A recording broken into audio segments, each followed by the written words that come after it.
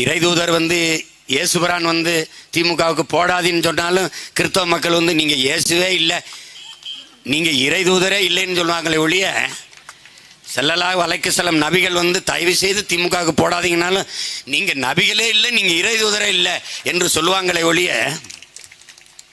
இப்போ கூட போய் கேளேன், இந்த இடைத்தேர்தல் ஆத்தாடி மோடி வந்துட்டாருமா அம்மா வந்துட்டாரு. 2014 சீமானுக்கு போட்டால் மோடி வந்துட்டார்.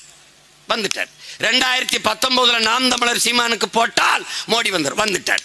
2024 சீமானுக்கு போட்டால் மோடி வந்துருவார். அவருக்கு போடாத வந்துட்டார்.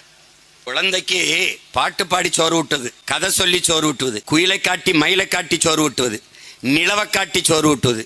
இந்த 15 வருஷமா அந்த திமுக காரன் மோடி பூச்சாண்டியை காட்டி சோறு விட்டுக்கிட்டு இருக்கான். பூச்சாண்டி குடிச்சு